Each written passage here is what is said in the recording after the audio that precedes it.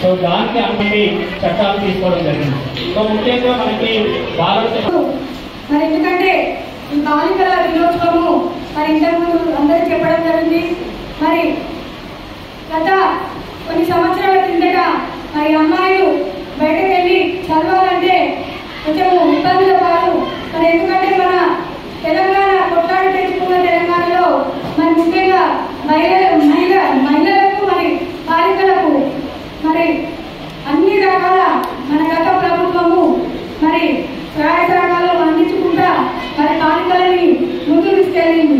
మరి బాలికల మరి బాగోగులు కూడా చూసుకుంటూ మరి అటు గురుకుల పాఠశాలలు కానీ ప్రభుత్వ పాఠశాలలు కానీ కాలేజీలు కానీ మరి ఎంత చక్కగా రూపురేఖలే తీర్చిన మన గత ప్రభుత్వము గౌరవనీయులు మాజీ ముఖ్యమంత్రి వారు కల్వకుంట్ల చంద్రశేఖరరావు మరి వారి వ్యవసాయంగా నిలిచిపోయే విధంగా మన ప్రభుత్వ పాఠశాలలు కానీ కాలేజీలు కానీ మరి చేయడం జరిగింది.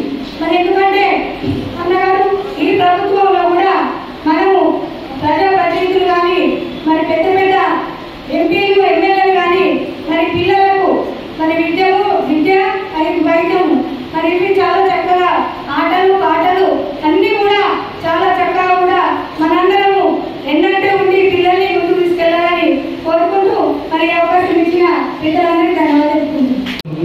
బాధ్యత సమాజంలో ప్రతికరమైన ఉంది.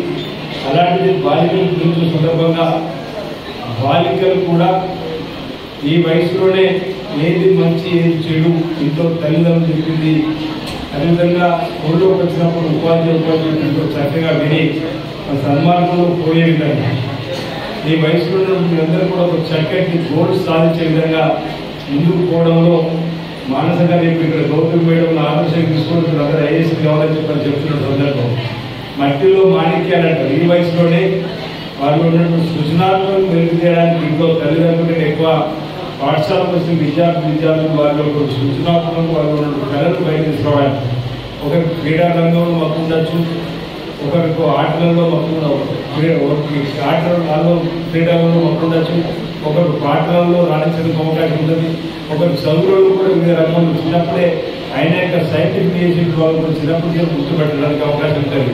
మరొక మేధస్సును గుర్తించి వారు ఆయా రంగాల్లో మనం ప్రోత్సహించినట్లయితే వారి దైనందిన జీవితంలో మంచి జీవితం రావడానికి అవకాశం ఉంది. కాబట్టి ఉపాధ్యాయులు కూడా ఈ బాలికలకు సంబంధించినటువంటి అంశంలో మరి వారి సలహాలను ఈ దశలో ఇవ్వాలని చెప్పినటువంటి ఆలోచన సందర్భంగా నేను తెలియజేస్తూ అంటే బాలికల సంఖ్య పెరుగుతుంది, గ్రామాలలో బాలిక సంఖ్య పెరుగుతున్నప్పుడు అంగన్వాడీ సెంటర్ ద్వారా వాడి బాలికల యొక్క పెరుగుదలలో కూడా పేదవారిలో సరైనటువంటి వసతి భోజనం సౌకర్యం లేకపోవడం ఇబ్బంది అయిపోయినటువంటి ప్రభుత్వ పక్షాలు కూడా చిన్నపిల్లలు పిల్లలకి స్వరూప చెప్పు మన విషయంతో కూడా చెప్పండి చెప్పొద్దు బోర్వెల్ రేపు విషయంతో చెప్పండి అయితే నాకు చెప్తా ఉంది.